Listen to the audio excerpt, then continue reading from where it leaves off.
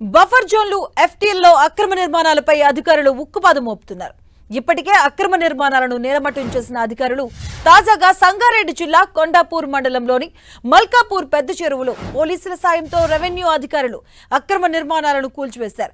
ఏకంగా చెరువులో బహుళ అంతస్తు భవనం నిర్మించడంతో కూల్చేందుకు అనువుగా లేకపోవడంతో అధికారులు డిటోనేటర్లను వాడారు. దీంతో బహుళ అంతస్తు భవనం క్షణాల్లో నేలమట్టం చేశారు రెవెన్యూ అధికారులు. మల్కాపూర్ పెద్ద చెరువులో అక్రమ నిర్మాణాల కూల్చివేతలతో అపశృతి చోటు చేసుకుంది. పెద్ద చెరువులో అక్రమంగా నిర్మించిన బిల్డింగ్ కూల్చేందుకు అనువుగా లేకపోవడంతో అధికారులు డిటోనేటర్ల సాయంతో బిల్డింగ్ ను కూల్చేశారు. ఇక ఈ సమయంలో గోపాల్ అనే హోంగార్డ్ కు రాయి తగలడంతో తీవ్ర గాయాలయ్యాయి. వెంటనే అధికారులు హోంగార్డ్ గోపాల్ హుటాహుటిన ఆసుపత్రికి తరలించారు. డిటోనేటర్లు ఉపయోగించడంతో బహుళ అంతస్తుల భవనాన్ని క్షణాల్లో నేలమట్టం చేశారు అధికారులు. తెచ్చుకోవాలి అల్లుటికి నువ్వేం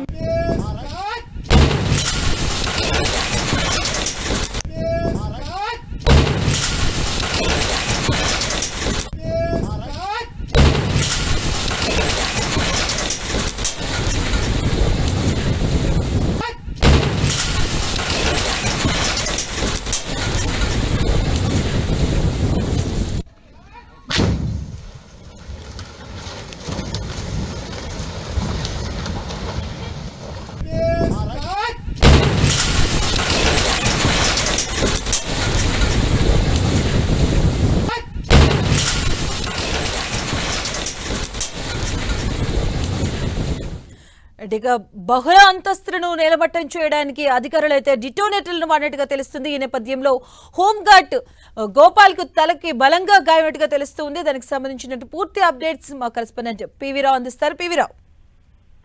మాధవి, ఒకవైపు హైడ్రా అధికారులు పటాన్చేరు నియోజకవర్గంలోని అమీన్పూర్ లో, కృష్ణారెడ్డిపేట, అదేవిధంగా పటేల్గూడలో కూల్చివేతలు జరుగుతున్న నేపథ్యంలోనే జిల్లాలో ఉన్నటువంటి అనేక ప్రాంతాల్లో చెరువులను ఆక్రమించుకొని నిర్మించిన నిర్మాణాలను కూడా కూల్చివేసేందుకు జిల్లా అధికార యంత్రాంగం సమాయత్తమని చెప్పుకోవచ్చు.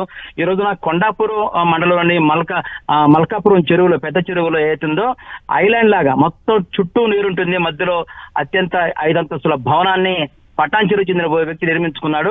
దానికి ఒక బ్రిడ్జి లాంటిది కూడా వేసుకొని తను ఆ విధంగా 5 అంతస్తులు నిర్మించిన నేపథ్యంలో ఇరిగేషన్, అదేవిధంగా రెవెన్యూ అధికారులు ఇద్దరు కూడా సమన్వయంతో ఈ రోజున గంట క్రితం దాన్ని నేలమట్టం చేయడం జరిగింది.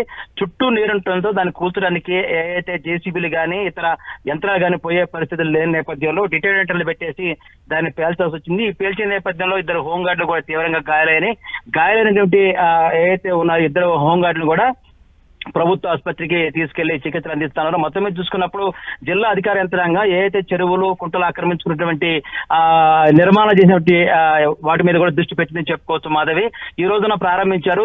ఇకపై మొత్తం జిల్లాలో ఎక్కడెక్కడ చెరువులను ఆక్రమించుకొని ఎఫ్టీఎల్ పరిధిలో నిర్మాణం చేసిన వాటిని కూల్చేందుకు జిల్లా అధికార యంత్రాంగం సమాయత్తమని చెప్పుకోవచ్చు. మాధవి, ఏదైతే ఈ బహుళ అంతస్తు నీటిలో ఉండడం జరిగిందో దానికి సంబంధించి పర్మిషన్స్ ఉన్నాయా? అసలు ఇన్ని రోజులు ఏం చేస్తున్నారు అధికారులు? ఎందుకంటే అది కంప్లీట్ అయ్యే దశలో కూడా కనిపిస్తుంది ఆ భవనం.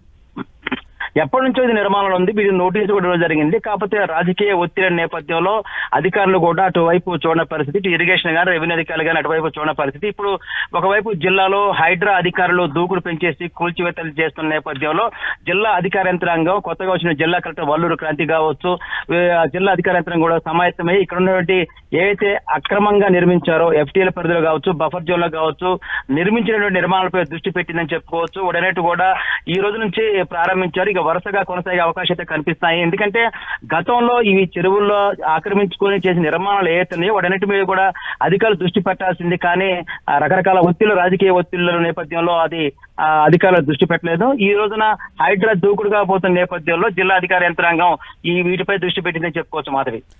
Right, thank you పివిరావు.